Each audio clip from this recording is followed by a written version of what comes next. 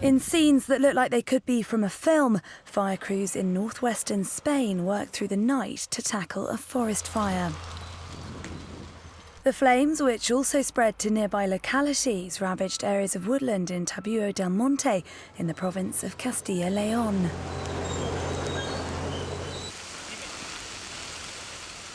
Some 500 firefighters were deployed to quell the blaze, which comes as Spain suffers one of its worst summers for fires in over a decade. Thousands of hectares of wood and parkland have been destroyed, with authorities saying arson and fires caused by carelessness are on the rise. This particular fire is believed to have been started intentionally.